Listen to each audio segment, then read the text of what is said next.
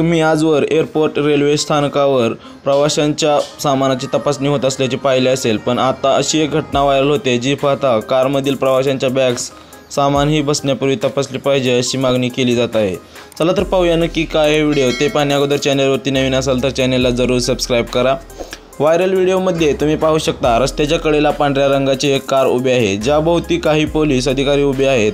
यावेळी त्यातील एक अधिकारी कारमधून प्रवासी गोणीमध्ये भरून आणलेल्या सामानाचे रस्त्यातच इलेक्ट्रिक वजन काट्यावर वजन करतोय। आता तुमच्यापैकी अनेकांना प्रश्न पडला असेल, पोलीस अधिकारी नेमकं असं का करतायत?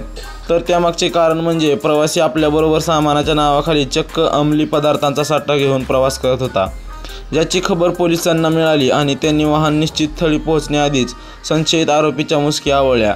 कोणाला संशय येऊ नये म्हणून प्रवासी प्रायव्हेट कारमधून अंमली पदार्थांचा मोठा साठा घेऊन जात होता, मात्र पोलिसांच्या प्रसंगावधानामुळे मोठ्या प्रमाणातील अंमली पदार्थांचा साठा हस्तगत करण्यात आला आहे। या व्हिडिओवरून आता चालकांना सावध करण्यात येतंय की तुम्ही कारमध्ये बसवत असलेला प्रवासी आपल्याबरोबर नेमके कोणते सामान घेऊन बसला याची दक्षता घ्या।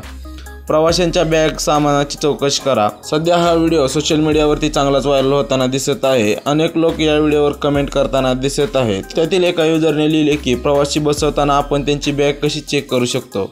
एकतर गाडीचे हप्ते जात नाहीत, त्यासाठी संघर्ष करावा लागतं, मग असं जर घडत असेल तर किती अवघड आहे। दुसऱ्या युजरने लिहिले की काही फरक पडत नाही, परमिट गाडी आहे, पंचनामा झाल्यावर सोडून देतील।